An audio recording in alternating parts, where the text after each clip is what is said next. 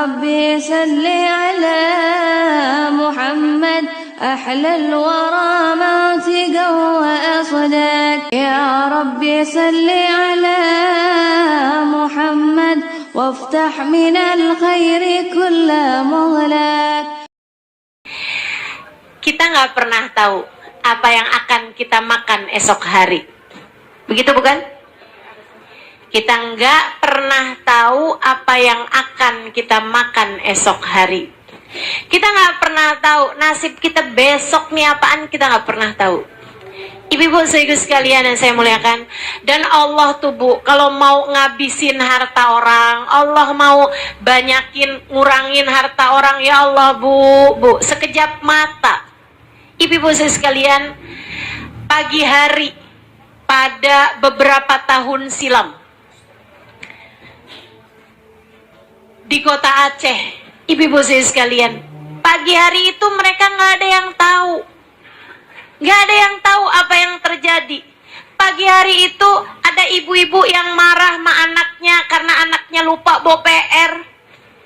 Kan itu ya?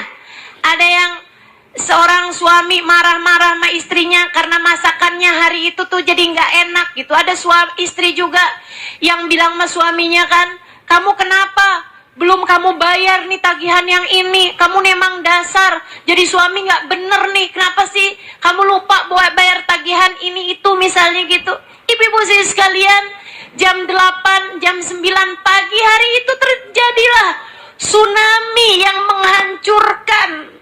Ada begitu banyak harta yang menghabisi, ada begitu banyak nyawa orang, ibu-ibu sekalian. Kebayang betapa sangat remehnya perbincangan mereka, kemarahan mereka pagi hari tersebut. Seorang ibu yang pagi hari marahin anaknya karena seragamannya nggak beres dia pakainya, karena pakai sepatunya nggak cepet, karena dia lupa ngerjain PR yang seharusnya dikerjakan malam harinya gitu. Dia berangkat pergi ke sekolah hari itu, malam harinya ternyata anaknya meninggal dunia bersama dengan segitu nyawa orang yang meninggal hari itu. Ibu-ibu saudaraku sekalian yang saya muliakan, Allah yang punya kekuatan, segala kekuatan. Allah satu-satunya sang pemberi rizki. Allah satu-satunya penentu kehidupan. Tetaplah beriman dan jangan pernah mempermasalahkan perkara-perkara yang akan kamu jadikan penyesalan ketika Allah menentukan sesuatu padamu. Bu, suamimu kamu marahin hanya karena dia nggak ngangkatin galon pagi hari tersebut. Siang hari dia jalan kemudian kecelakaan dan meninggal dunia. Kayak apa nyeselmu, Bu?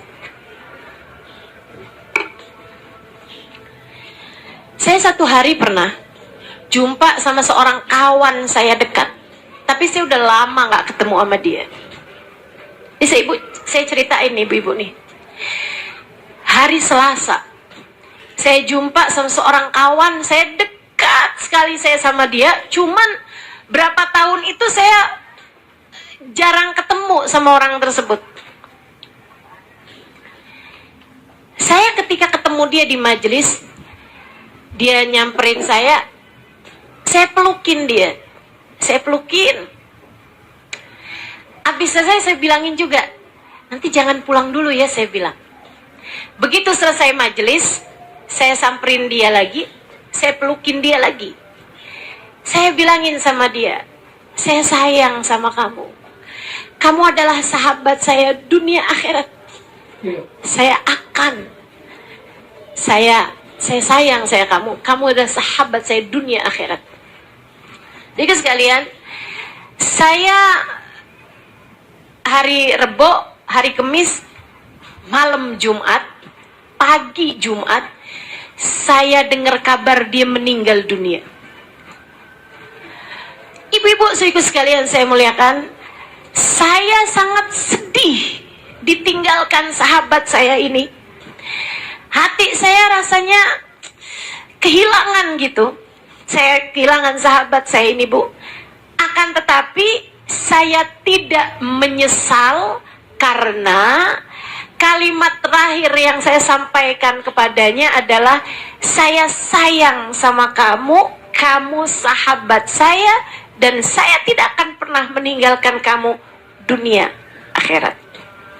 Ibu-ibu saya sekalian, dari situ saya belajar, Halimah, jangan pernah ngomong gak bagus. Jangan pernah mau ucapanmu menyakiti siapapun. Kamu tidak pernah tahu, bisa jadi itu adalah kalimat terakhir yang kamu ucapkan terhadap siapapun. Kamu gak pernah tahu kapan kamu mati. Kamu gak pernah tahu kapan orang mati. Gak sakit gak apa kok teman saya itu. Meninggal dunia gitu aja. Itu sekalian yang saya muliakan. Maka kamu juga gitu. Kamu gak pernah tahu suami kamu tuh meninggalnya kapan, atau kamu meninggalnya kapan, kamu gak pernah tahu. Anak-anak kamu gak pernah tahu, teman-teman sekalian. Maka tetaplah beriman. Perempuan yang beriman akan menjadi perempuan yang mampu menjaga ucapannya, mampu menjaga perilakunya, dan dia adalah perempuan-perempuan tangguh, perempuan-perempuan kuat yang tidak mudah dikalahkan oleh apapun. Berimanlah, insya. Kekuatanmu yang nomor satu adalah, kekuatanmu yang nomor dua adalah iman. Penentu hidup hanya satu, namanya pemberi rizki hanya satu, namanya yang ngasih bisa sehat, yang ngasih sehat hanya satu, namanya yang ngasih sakit hanya satu, namanya pemberi kehidupan hanya satu, namanya pemberi kematian hanya satu, namanya Allah Subhanahu wa ta'ala. Tetaplah beriman, dengannya kamu kuat. Yang ketiga, teman-teman sekalian, kalau kamu pengen jadi perempuan beriman, jangan bergantung kecuali kepada imannya. Kamu udah punya, ilmunya kamu udah punya. Iman itu didapat dengan ilmu. Kalau kamu belajar, kamu akan beriman. Kamu jadi ngerti segala macam hal. Nah, iman membuatmu tidak bergantung kecuali kepada Allah. Saudaraku sekalian saya muliakan, jangan bergantung sama suami. Adik-adik jangan bergantung sama orang tua. Orang tua tuh cukup disayangi, Dek. Jangan bergantung kepada mereka. Ibu juga gitu. Suami, Bu, cukup disayangi, Bu. Jangan bergantung pada suami. Para ibu yang pada punya anak, anakmu cukup disayangi. Jangan bergantung pada anak. Nih, ada banyak orang suka ngomong kayak gini nih. Kamu sama anak tuh mesti yang baik. Sebab anak adalah investasi masa depan. Kamu urusi anak sekarang, nanti di saat kamu tua, anak-anakmu mengurusimu. Benarkah ucapan seperti itu? Nggak benar. Nggak benar. Nggak benar. Jangan bergantung sama anak. Ibu-ibu saya sekalian, jangan berpikir bahwa nanti saya akan bergantung sama anak saya di masa dewasa atau di masa saya tua gitu. Nggak ada, Bu. Dari kita lahir, kita ini udah Allah jadikan pengendali hidup kita, semuanya adalah Allah Subhanahu wa ta'ala. Ngapain gantungan selain Allah? Ibu, adakah di antaramu mau gantungan sama kaleng kerupuk? Nih ya, marilah kita bersandar. Sandaran itu, Bu, sama tembok. Sebab kamu tahu tembok kuat. Sama tiang, kamu tahu tiang kuat. Tapi adakah di antaramu yang mau, saya sandaran sama kaleng kerupuk? Ya rubuh. Betul? Suami kamu tuh kaleng kerupuk. Walaupun jangan bilangin sama suaminya ya. Mulai sekarang saya nggak akan lagi bersandar kepadamu, Bang. Kenapa gitu? Kata Ustazah Halimah, kamu adalah kaleng kerupuk. Maksud saya, kamu sama dia sama-sama lemahnya, sama-sama tidak berdayanya, sama-sama. Siapa yang bilang kalau suami itu adalah pemberi rezeki? Nggak ada, Bu. Pemberi rezeki cuma satu, namanya Allah. Kamu sama suami sama-sama tukang makan rezeki. Tukang makan rezeki. Yang ngasih rezeki satu, Allah SWT. Dek, orang tuamu sama kamu, sama-sama tukang makan rezeki. Pemberi rezeki hanya satu, namanya Allah. Jadi saat suamimu pergi, kamu nggak usah khawatir. Yang pergi adalah tukang makan rezeki. Sang pemberi rezeki tetap ada, yaitu ibu-ibu yang suaminya meninggal. Sedih boleh, tapi takut nggak punya rezeki, jangan. Para istri, maaf ya, kalau kamu adalah seorang istri yang ditendang, dipukul sama suami gitu misalnya gitu,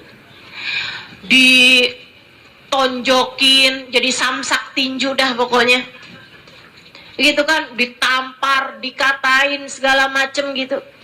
Ibu-ibu saudaraku sekalian yang saya muliakan, itu tuh dalam kondisi kalau keamananmu tidak terjamin, maksudnya kamu mengkhawatirkan urusan keselamatan dirimu, itu sudah dalam keadaan yang kamu boleh untuk bercerai.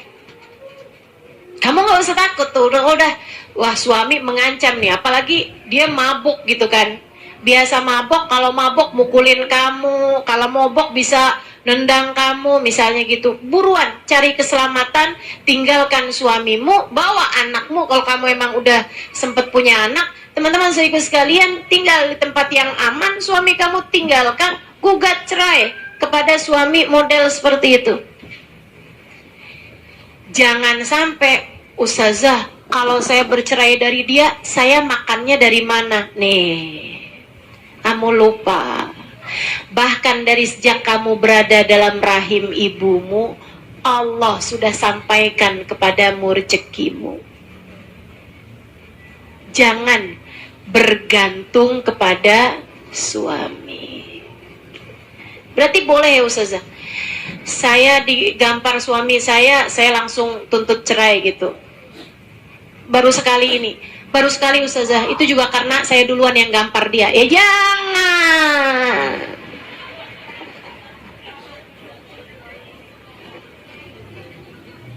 Ya itu mah gak gitu ceritanya gitu kan. Paham maksud saya ya? Saya sangat tidak menyarankan adanya perceraian. Ibu-ibu kalau biasa dengar kajian-kajian saya, ibu akan paham bahwa saya sangat menjaga hubungan pernikahan jangan sampai terjadi perceraian. Sampai-sampai di kalangan teman-teman tuh bilang, kalau kamu sedang bermasalah sama suami dan kepengen cerai, jangan tanya Ustazah Halimah. Kalau kamu nanya mau Ustazah Halimah, kagak jadi cerai dah. Saya sangat tidak menyarankan perceraian. Tapi ibu-ibu harus tahu bahwasanya jangan bergantung sama suami. Kalau kamu punya suami yang sampai membuatmu tidak aman terhadap keselamatan dirimu atau anak-anakmu, pergilah darinya dan tidak usah khawatir terhadap kepergian dia. Yang pergi adalah tukang makan rejeki, bukan pemberi rejeki. Pemberi rejeki hanya satu, namanya Allah. Gak usah khawatir terhadap hal itu.